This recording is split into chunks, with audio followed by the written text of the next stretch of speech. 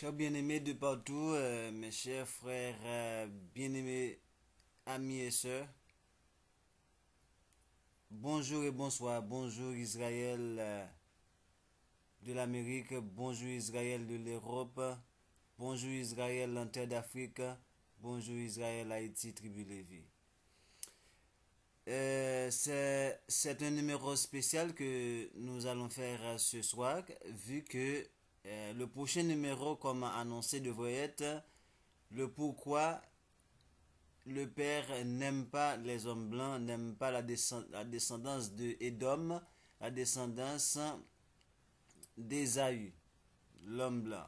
Donc c'est ça le prochain numéro qu'on avait annoncé. Mais en traitant ce numéro, je suis obligé de vous présenter d'abord ce numéro-ci que nous allons vous présenter. Et il y a des amis de la Martinique que nous saluons qui m'ont dit toutefois le son des fois ça sort pas trop bien. Mais je fais de mon mieux. Je sais pas qu'est-ce qui s'est passé. Mais en les réécoutant moi-même, j'ai entendu que c'est normal. Donc bon, ils m'ont dit que c'est pas bien passé. Toutefois, j'espère que vous allez vous allez être attentionné par rapport à tout ça. Voilà.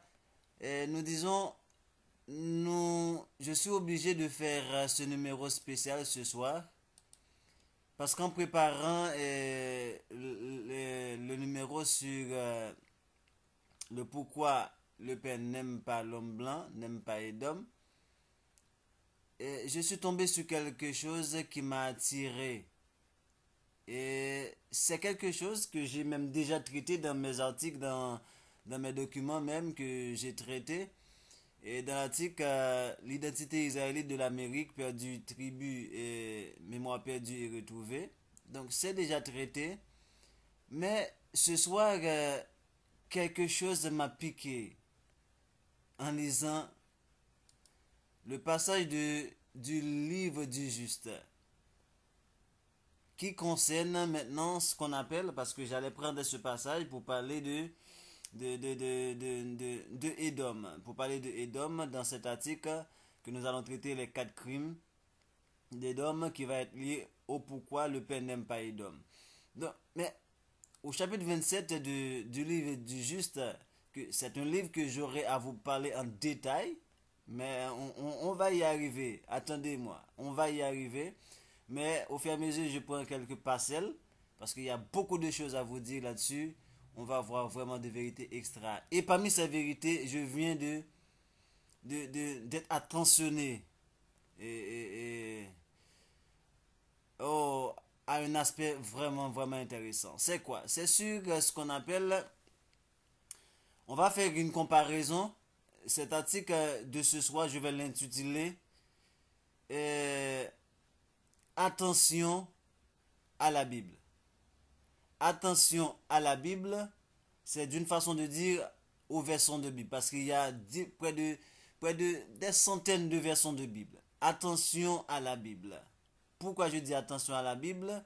Et je vais mettre aussi la question du droit d'aînesse.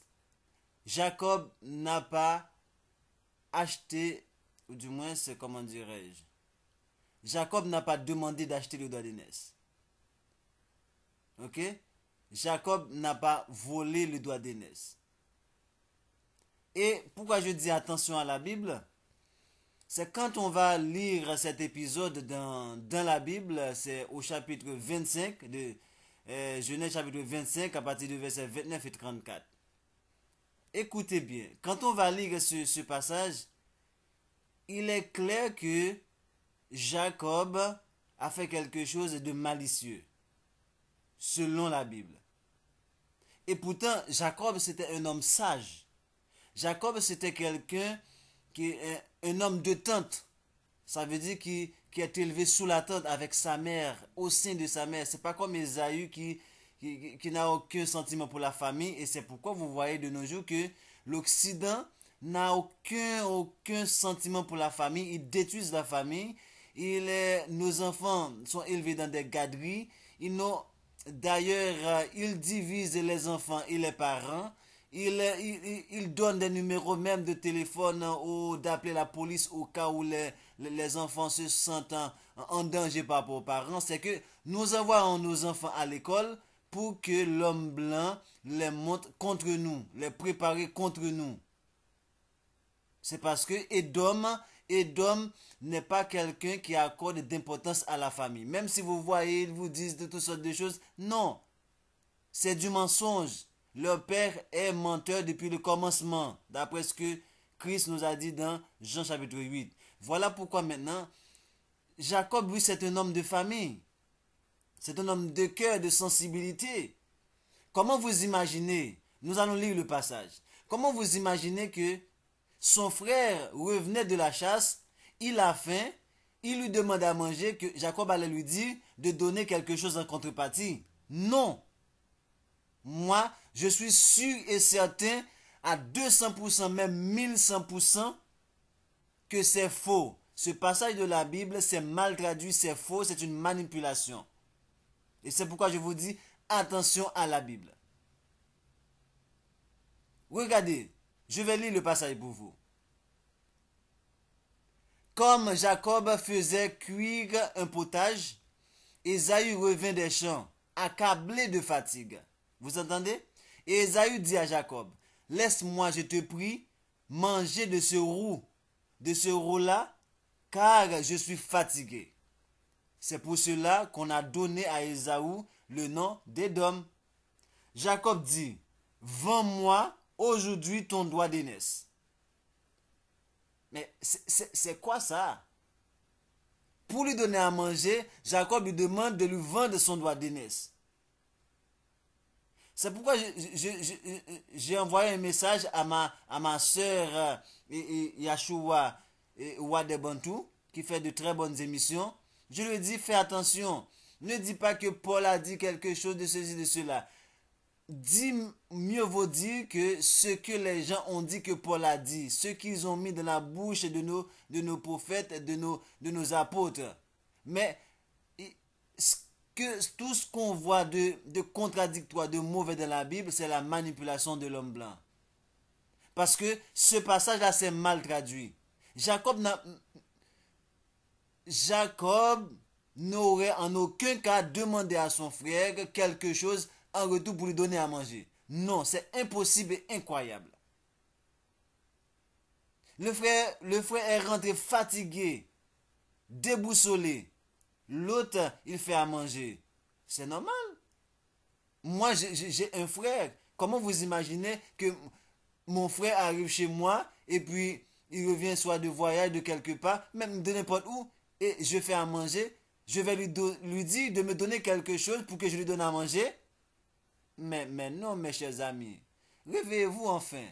Réveillez-vous. Ce passage, c'est mal traduit. Ceux qui ne veulent pas le croire, ok, ça c'est votre affaire. Moi, je vous dis, ce passage est mal traduit. Parce que Jacob, en tant qu'Israël, qui va former le peuple de Yah, ne peut pas avoir un tel comportement. Ce n'est pas digne d'Israël. Ce n'est pas digne d'un véritable peuple noir, surtout Israël. Ésaü répondit, voici, je m'en vais mourir, à quoi me sert ce doigt d'aînesse? Et j'ai déjà dit,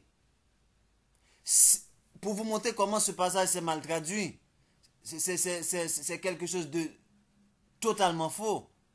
Comment Ésaü pourrait-il dire à son frère qu'il va mourir? Le doigt d'aînesse, ça va rien lui valoir. Alors qu'ils sont jumeaux. Ils sont jumeaux. Donc, Ésaü ne peut pas prétendre mourir avant Jacob. Ils sont jumeaux. Ça n'a pas de sens. Je vais mourir, à quoi ça me sert? Et Jacob dit, jure-le-moi d'abord. Il le lui jura et il vendit son doigt d'aînesse à Jacob. Alors Jacob donna à Ésaü du pain et du potage de lentilles. C'est lorsque Ésaü lui a vendu le doigt d'aînesse qu'il lui donna à manger. Croyez-le si vous voulez. Mais moi je vous ai dit, à 10 millions %, je ne crois pas à ce passage tel qu'il est écrit. Et j'ai d'autres passages, d'autres données qui me disent le contraire de ce qui est écrit ici. Et on va le prouver. Maintenant, voyons, pour comprendre ce qui s'est passé réellement dans Genèse 25, versets 29 à 34, il faut lire le livre du Juste que je vous ai déjà référé. Le livre du Juste au chapitre 27, du verset 1er à 12, va décrire cet épisode. Et c'est là on va comprendre le vrai sens de ce contrat entre Ésaü et Jacob. Nous allons voir ça.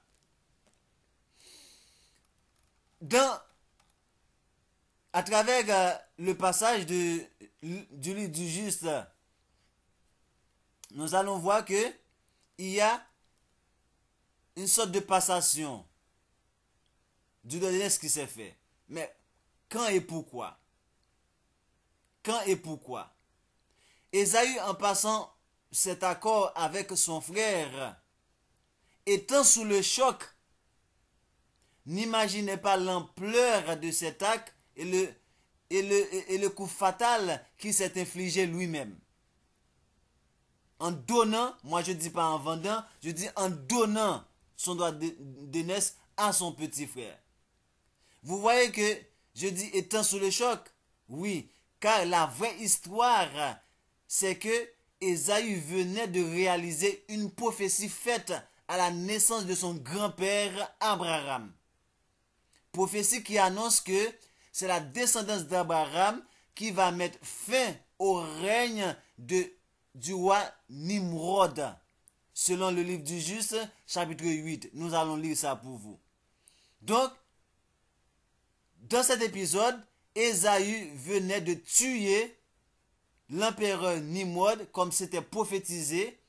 Et c'est ça la raison pour laquelle il disait à son frère, à quoi me servirait le droit d'aînesse, car je vais mourir. Ça, n'y a-t-il pas plus de sens que Genèse 25? N'y a-t-il pas plus de sens ici? Nous allons voir. Allons voir la prophétie qui a été faite entre Nimrod et Abraham, sur la descendance d'Abraham. Le livre du Juste au chapitre 7 à partir du verset 50. Et Téra, le père d'Abraham. Téra prit une femme et son nom était Amtélo ou Amtéla, la fille de Cornébo. Et la femme de Téra conçut et lui enfanta un fils en ses jours. Téra avait 70 ans lorsqu'il l'engendra et Téra cria le nom de son fils qui lui était né Abraham, parce que le roi l'a élevé en ses jours et l'a honoré au-dessus de tous les princes qui étaient avec lui. À vous rappeler, nous allons à vous parler de Téra. Téra était le deuxième personnage de Babylone du temps de Nimrod. Parce qu'il était le cousin de Nimrod. C'est l'homme le plus aimé de Nimrod. Nimrod l'a placé prince sur tous les princes de son royaume. Le père d'Abraham était le second, tout comme Joseph était le second en Égypte après le pharaon. Le père Abraham, Téra, était le second à Babylone du temps de Nimrod. Et c'était le cousin de Nimrod. Au chapitre 8, le livre du Juste. Et ce fut le jour où Abraham fut né, que tous les serviteurs de Téra et tous les hommes sages de Nimrod et ses prestigitateurs vinrent et mangèrent et burent dans la maison de Téra, et ils se réjouirent avec lui en cette nuit, la nuit de la naissance d'Abraham. Et lorsque tous les hommes sages et les prestigitateurs sortirent de la maison de Téra, ils levèrent les yeux vers le ciel en cette nuit pour regarder les étoiles. Et ils virent, et voici, une très grande étoile vint de l'est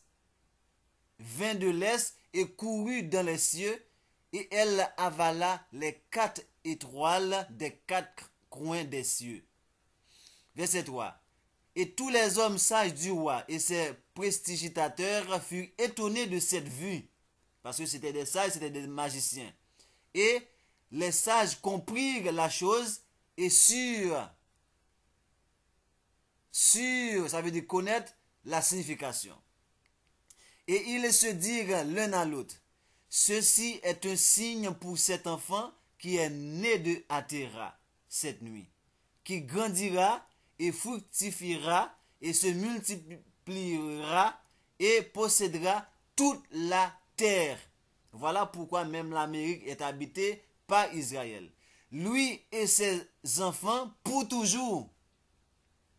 Et lui et sa postérité tuera de grands rois et hériteront leur terre. Et les hommes sages et les prestigitateurs allèrent à la maison en cette nuit. Et au matin, tous ces hommes sages et ces prestigitateurs se levèrent tôt et se réunirent en conseil, en assemblée. Et ils parlèrent et se dirent l'un à l'autre, voici la vision que nous avons vue la nuit passée est cachée du roi. Cela n'a pas été révélé à lui. Et si cette chose se fait connaître au roi dans la suite des temps, il nous dira, pourquoi m'avez-vous caché cette chose? Et nous serons alors condamnés à mourir. Donc maintenant, allons et annonçons au roi la vision que nous avons vue et l'interprétation de cela, et alors nous ne courrons pas de risque. Verset 8, pour finir. Et ils firent ainsi, et ils allèrent tous vers le roi, et se prosternèrent la face contre terre. Et ils dirent, vive le roi, vive le roi. Nous avons entendu qu'un fils est né à Téra, le fils de Nahor, le général de ton armée. Vous voyez, le général de ton armée. Téra, le général de l'armée de Nimrod. Et nous sommes venus avant-hier dans sa maison, et nous avons mangé et bu, et nous nous sommes réjouis avec lui en cette nuit. Verset 10. Et lorsque tes serviteurs sont sortis de la maison de Téra pour aller à nos maisons respectives pour résider là pour la nuit, nous avons levé les yeux vers les cieux et nous avons vu une très grande étoile venant de l'est, et cette même étoile courir à grande vitesse et avaler 4 grandes étoiles des quatre côtés des cieux. Et tes serviteurs étaient étonnés de ce que nous avons vu, et nous étions grandement terrifiés, et nous avons fait notre propre jugement de cette vision. Et nous savions avec notre sagesse la juste interprétation que cette chose s'accomplirait à l'enfant qui est né de Téra, qui grandira, se multipliera grandement et deviendra puissant et tuera tous les rois de la terre et héritera toute leur terre, lui et sa postérité à jamais. Et maintenant, notre Adon, notre Seigneur et Roi, voici, nous t'avons averti en vérité de ce que nous avons vu concernant cet enfant. C'est ça la prophétie. Maintenant, plus loin dans ce chapitre, il va dire que Nimrod lui-même va faire une vision, il va voir que c'est la descendance d'Abraham qui va lui crever un œil, et c'est là qu'il va comprendre qu'effectivement, cet Abraham-là, c'est un danger pour lui, parce que c'est Abraham qui va mettre fin à son règne. Voilà pourquoi nous disons que Ésaü vient d'accomplir cette prophétie. Et il y a tellement de détails à vous donner à travers ce passage, nous n'allons pas entrer dans les détails. Nous allons juste rester pour le droit d'aînesse. Cette prophétie maintenant, nous trouvons ça dans l'accomplissement de cette prophétie, nous trouvons ça maintenant dans le livre du Juste, chapitre 27, versets 1 à 12, que je vais vous lire. Et vous allez faire la comparaison maintenant avec ce qu'on appelle Genèse chapitre 25, versets 29 et 34, qui est une falsification, qui est une manipulation des Écritures.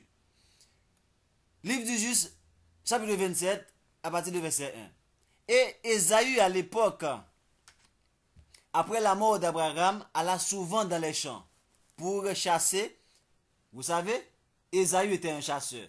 Et Nimrod, roi de Babel, le même nom était Aramphel, allait aussi fréquemment avec ses hommes pour chasser sur le terrain.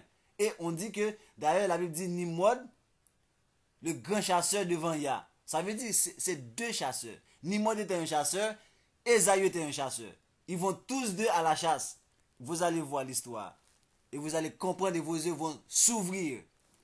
Et marcher avec ces hommes dans la fraîcheur de la journée. Ça c'est Nimrod. Et Nimrod observait Ésaü tous les jours. Pourquoi? Parce qu'il savait que la descendance d'Abraham va mettre fin à son règne. Donc, il était attentif au fils d'Abraham. Ok? Donc, on dit Nimrod observait Ésaü tous les jours. Car une jalousie a été formée dans le cœur de Nimrod contre Ésaü tous les jours. Parce que Nimrod connaissait la prophétie.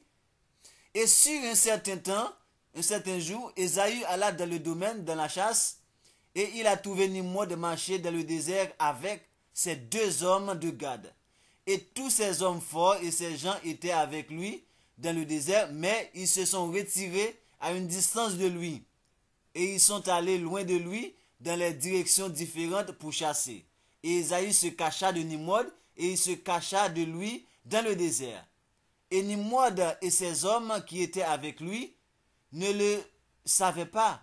Et Nimrod et ses hommes se promenaient souvent dans le domaine à la fraîcheur de la journée et de savoir où ces hommes étaient à la chasse dans les domaines. Et Nimrod et ces deux hommes qui étaient avec lui sont venus à l'endroit où se cachait Ésaü. Quand Ésaü a soudainement commencé de son repère, il tira son épée et se hâta et courut vers Nimrod et lui coupa la tête. Et Ésaü a mené une lutte désespérée avec les deux hommes de Gad qui étaient avec Nimrod. Et quand ils l'appelèrent, Ésaü se tourna vers eux et les frappa à mort avec son épée. Ésaü était un homme fort, hein? Rappelez-vous. Et avec son épée. D'où est-ce que je suis? Ok. Tourna. Ok. Voilà. Avec son épée. Et tous les hommes forts de Nimrod, qu'il avait quittés pour aller dans le désert, ont entendu le cri à une distance et ils savaient que c'était les voix de ces deux hommes. Et ils ont couru de connaître la cause. Qu'est-ce qui se passe? Quand ils ont trouvé leur roi et ces deux hommes qui étaient avec lui, ils étaient morts dans le désert, Nimrod la tête coupée. Et quand Ésaü vit les hommes forts de Nimrod venir à une distance, il s'enfuit et ainsi échappé. Et Ésaü prit les vêtements précieux de Nimrod, dont nous allons vous parler, les vêtements précieux de Nimrod, la tunique que Yah avait fait pour Adam, ça c'est un autre sujet, un autre numéro que nous allons faire pour le vêtement, ok? Ésaü a pris ce vêtement, ok, que Couche, le père de Nimrod, lui avait légué, et avec lequel Nimrod dominait sur toute la terre. C'est ce vêtement-là qui avait donné la force à Nimrod pour être le roi le plus puissant sur la terre. Je vais vous expliquer ça dans un autre numéro. Et il a couru pour les cacher dans sa maison. Donc, Ésaü a pris ce vêtement et les a cachés dans sa maison. Et c'est pourquoi l'Occident est aussi puissant maintenant, parce qu'il a ce vêtement. Et Ésaü prit ses vêtements et a couru dans la ville à cause des hommes de Nimrod. Et il est venu à la maison de son père. Nous y sommes arrivés maintenant. Je reprends pour vous. Et Ésaü prit ses vêtements, les vêtements de Nimrod, et a couru dans la ville à cause des hommes de Nimrod qui couraient après lui, qui couraient après lui. Et il est venu à la maison de son père, fatigué et épuisé par la lutte. Et il était prêt à mourir de chagrin quand il s'approcha de son frère Jacob et s'assit devant lui. Et il dit à son frère, voici, je vais mourir. Vous entendez? C'est pas comme Genèse vous a dit. Quand est-ce que il a dit ça? je vais mourir. C'est après un long débat, c'est lorsqu'il avait demandé à manger, vous voyez, lorsqu'il dit, laisse-moi, je te prie, manger de ce roux-là. Ok? Et Jacob va lui dire, vends-moi ton doigt d'aînesse. Et par la suite, il va dire, je m'en vais mourir. C'est pas comme ça. C'est pas comme ça l'histoire s'est passée. C'est comme ici, c'est Jacob qui a demandé d'acheter le doigt d'aînesse. Et pourtant, c'est faux. C'est Ésaü qui sait qu'il va mourir. Donc, avant de mourir, il promet à son frère de lui passer le doigt d'aînesse. C'est une passation. Maintenant que Jacob n'arrive pas à croire cela, il a dit, jure-le-moi. Jure-le-moi. Et Ésaü jure à Jacob qui lui a donné le doigt d'aînesse. Ce n'était pas une question de vente. Il n'y avait pas question de vente. Jacob n'a pas demandé d'acheter le doigt d'aînesse. Ce que l'Église prêche là, c'est faux. Ce que la Bible nous présente ici là, c'est une manipulation, c'est faux et archi faux. Je reprends pour vous l'histoire. Ok? Et Ésaü prit ses vêtements et accourut dans la ville à cause des hommes de Nimrod. Et il est venu à la maison de son père, fatigué et épuisé par la lutte qu'il a eue avec Nimrod et les deux hommes de Nimrod qu'il a tués. Et il était prêt à mourir de chagrin quand il s'approcha de son frère et s'assit devant lui. Et il dit à son frère, voici la première chose qu'il a dit. Il n'a même pas dit, donne-moi à manger d'abord. C'est comme il raconte à son frère qu'est-ce qui s'est passé. Pour lui, il va mourir. Avant de mourir, là maintenant, c'est comme si son frère va lui donner à manger. Mais jamais il n'était question de Jacob qui a demandé de lui vendre de la dîner. C'était jamais, jamais ça. C'est l'homme blanc qui veut faire passer Ésaü pour un usurpateur. Non. On n'a pas ce tempérament. On n'a pas ça dans nos gènes. On n'est pas des escrocs. Comme l'homme blanc qui rentre partout pour exterminer les autres nations pour s'accaparer de leurs richesses. On n'a pas ce sentiment en nous. Et il dit à son frère, voici, je vais mourir ce jour. Pourquoi il dit je vais mourir? Parce qu'il sait maintenant que tous les autres hommes de Nimrod le cherchaient. Parce qu'il vient de tuer l'empereur, l'homme le plus puissant, le plus fort. Il vient de le tuer. C'est normal. Il pense qu'il va mourir. Et il dit, à quoi me servirai-je le doigt d'aînesse? Et écoutez, on nous dit au verset 12, et Jacob agit sagement avec Ésaü dans cette affaire. Sagement. S'il avait demandé de lui vendre ça, on n'aurait pas dit qu'il avait agi sagement. Mais la Bible nous a caché toutes ces vérités. Ésaü a vendu son doigt d'aînesse à Jacob car il était tellement provoqué par le Seigneur. Et d'abord, c'était une prophétie qui avait dit même dans Genèse chapitre 25, à partir de lorsque Rebecca a été priée, quand les enfants se heurtaient dans son sein, qu'est-ce que Yah lui avait dit comme prophétie? Yah lui avait dit, écoutez, ok, on nous dit, Isaac implora, verset 21, implora Yah pour sa femme et elle devint enceinte. Et voilà, verset 22, les enfants se heurtaient dans son sein et elle dit, s'il en était ainsi, pourquoi suis-je enceinte? Elle alla consulter Yah. Verset 23, et Yah lui dit, deux nations sont dans ton ventre et deux peuples se sépareront au sortir de tes entrailles.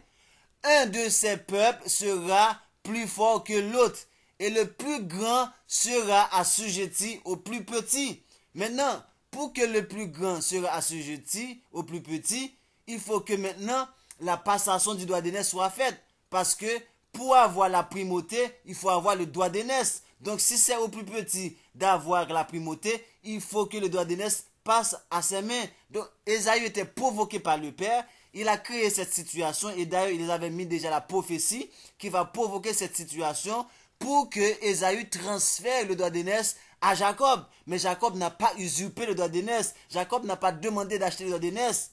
C'était quelque chose non seulement de la volonté du père, mais la situation face à laquelle Ésaü faisait face lui a fait croire qu'il allait mourir, donc il a passé son droit d'aînesse à son petit frère. Donc il n'est pas question de dire que Jacob a volé le droit d'aînesse, il a usurpé le droit d'aînesse. C'était ça pour vous éclairer avant de faire le prochain numéro, comme je vous ai énoncé. Pourquoi le père n'aime pas Édom, Ésaü, vous voyez. Et nous allons voir les 4 crimes qui prouvent le pourquoi que le père n'aime pas Édom, qui est le père de la race blanche, la race caucasienne, européenne, qui sont la puissance actuelle qui domine le monde, et surtout à travers ce qu'on appelle la notion de juif, juif khazar et édomite. Soyez tous bénis mes chers bien-aimés, et à bientôt.